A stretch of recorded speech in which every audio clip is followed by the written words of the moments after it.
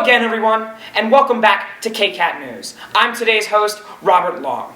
We got an action-packed episode this week, so let's get right into the news. First up, we have Tyler Fox with coverage of the Buddy Bench. Tyler, what's going on with the Buddy Bench?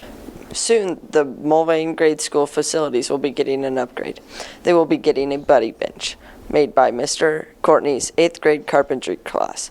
They are currently on their second bench, and the first one is totally done, and it looks amazing. Buddy Benches are supposed to help promote inclusiveness and kindness. Can't wait to see them in action. Wow, thanks for that information, Tyler. Up next, we have Austin with sports. Austin, how did the sports teams do this weekend? Thank you, Robert. The boys and girls basketball teams had 2 games at home last week. On Tuesday, February 7th, both teams lost to Augusta with the boys' score of 53-63 and the girls' very close score of 31-33. Last Friday, during the homecoming game, the girls lost 40-69, but the boys redeemed themselves, winning a nail-biting game of 77-72. The Wildcats traveled to Wichita Collegiate this past Tuesday and will travel to Wellington this Friday. Tune in next week for the results.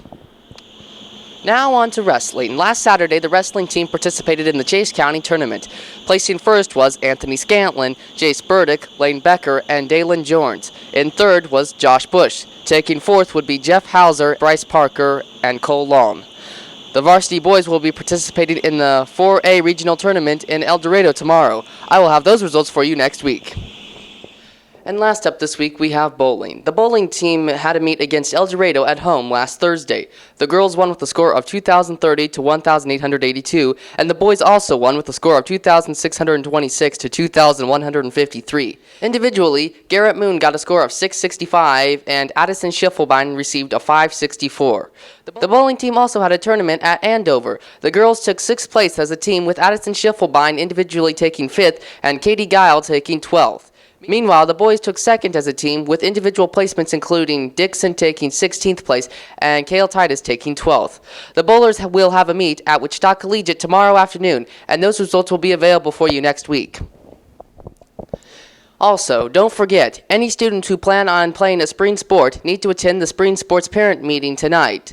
Track will be in the main gym, softball will be in the commons, soccer will be in the small gym, baseball will be in room 307, and boys golf will be in PE classroom 706. The meeting will be at 7 p.m., and it is important to be there. Austin Fonenstill, KCAT News. Thanks, Austin, and good job to all the sports teams last weekend. Up next, we got Ethan with an exclusive interview with the homecoming king and queen. Ethan, how's it going over there?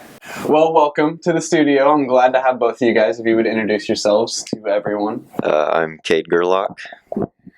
I'm Kylie Mielik. All right, and the reason you guys are here today is because I heard that you are the homecoming queen and king. Is that Yes. correct? Yep. All right, so I had a couple of questions and just some questions from the viewers themselves. So really, what was your initial feeling when your name was called out that day? I was pretty scared, nervous, I guess, but excited as well.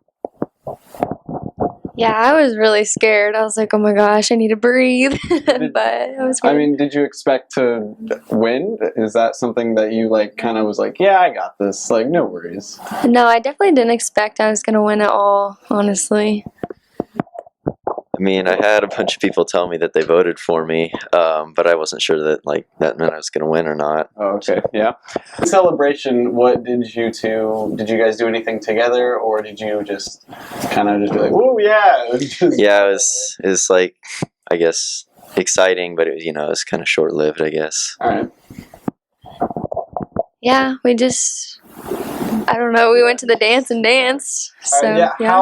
How was the dance by that? That was another question. Was when you guys danced, was it just super awkward, or was it?